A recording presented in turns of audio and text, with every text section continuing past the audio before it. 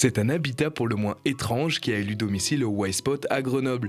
Eurohab, créé par Spartan Space, est encore en phase de test, mais cette capsule lunaire ouvre le champ des possibles.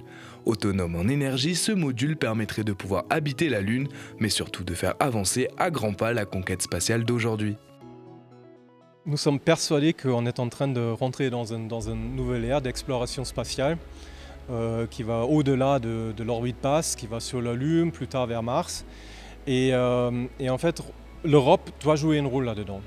L'Europe avec les agences, avec des centres de recherche, mais également avec les entreprises et les startups.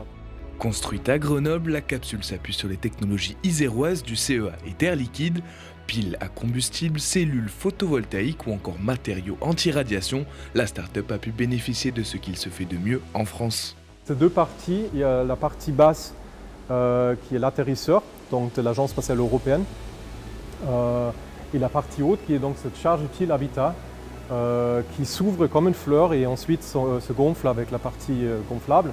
Retourner sur la Lune n'est pas qu'une question d'innovation ou de technologie.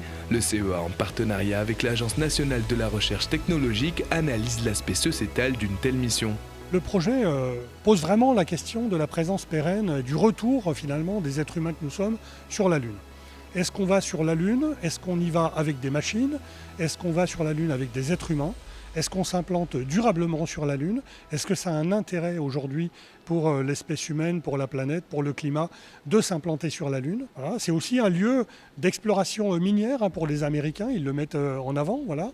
Faut-il aller explorer les ressources minières de la Lune ou pas? Toujours en phase de test, dans les coins les plus extrêmes de la planète, une levée de fonds de plusieurs millions d'euros se fera cette année.